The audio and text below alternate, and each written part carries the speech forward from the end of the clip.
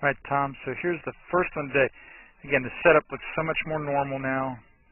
And that down move there, I don't really mind that much at all. And again, starting out today, you're nicely on that plane line beautifully with the club head through the top of your, or just about through the top of your left shoulder. And again, that setup looks so much more normal than,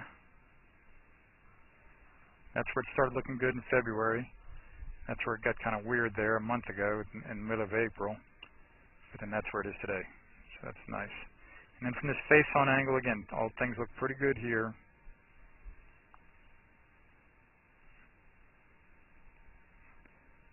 But when I saw you hit that driver and saw, and again, that hook was kind of wide with the irons, and then when I saw the ball flights with the driver, that indeed it's a little bit too much underneath it there where that draw is starting out a little too wide right. I mean, here's the red flag right here on top of that mound. You know that green? Here's the valley. So that thing's a little too wide right. And what we know is through impact, you know, your hands tend to be ahead and your head tends to be ahead, so that kind of keeps the ball lower too. And I thought, doggone it, I bet you he could just try to hit a big over-the-top slice. And sure enough, that gets it more on that line, and now it's a draw that's starting not so far right. And it's higher too, it's getting you more carry. And yet it's still not real high compared to most good players. And we saw those ball flights just look fantastic with a little draw, even though to you it feels like an over-the-top slice. And again, with the hands a little bit more ahead than normal, that just de-loss those irons some, just helps you hit them a little farther. So I don't mind that a bit. And then this is the over-top feel here, the over-the-top slice feel. And sure enough, that is not underneath the line at all like we saw starting out today with that iron. Just that little bit of difference there, buddy, creates a difference in the ball flight, the way it starts for you. Doesn't start so wide right as it did starting out today. And then again, with your routines, buddy, be really sharp about that. In your post-swing routine, always add up, again, whether you left a putt, chip, or pitch, as well as adding up your yardage and your crosshairs in terms of your direction if you chose a good line and a good club. And then again, try to leave putts and chips always. Pretty much guarantees pars at worst. Any other thoughts? Okay.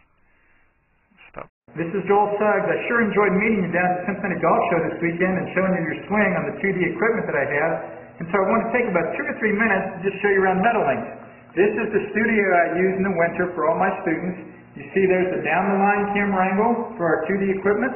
And then we have the face-on camera angle also. And then what we also have here is 3D equipment to where I can show you your swing from 6 different camera angles with this 3D equipment. And we can get your swing from down to the 1/120th of a second in terms of exactly what your hips, shoulders, and hands are doing in the swing.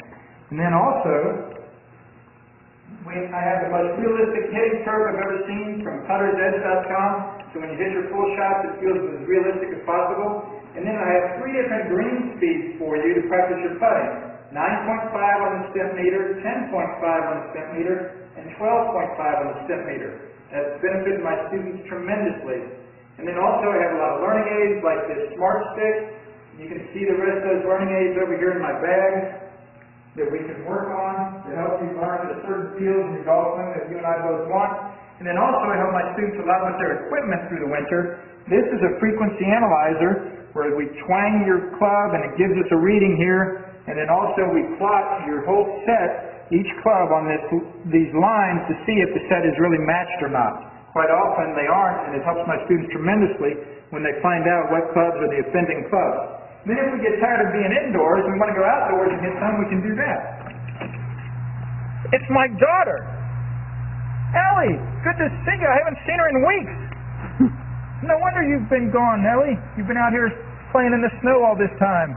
But this is our natural turf area. This is closed until April, as you can see. But it's a fantastic area where we can step outside and hit some balls and get some real ball flight. Or, if we get pretty satisfied that things are looking better on the video here, and we're kind of cooped up inside and want to go outside, we can step on out and hit balls and see real ball flights for about 5 or 10 or 15 minutes, however long you and I can stand the cold, out into the air, and we see them land at these different flags. I have a yardage book for this driving range. It's the first one I've ever seen in my life, where we know exactly what it is with the front, back, and middle of each green. And again, the covered area here is heated, so we stay out there for about 5, 10, 15 minutes, like I said. It enables us to see some ball flights, and then we get satisfied that things are looking the way we want, and we can come back inside, take off our coat, and look again at the video equipment to see how your swing's looking, to make sure that you understand it. And then notice too, my exercise ball up top here, and then also, so I help my students a lot with their fitness through the winter, and then I will help you also with your sports psychology, with your golf psychology from the golfpsych.com people down in Texas. That's helped my students tremendously a lot over the years too. So again, I sure enjoyed meeting you down at the Cincinnati Golf Show this weekend. I look forward to seeing you again out here this summer at Meadowlinks, or even right now in the winter. I have a lot of people that work on their games with me right through the winter. Check out more information about the things I do to help you at joelsuggs.com. Take care.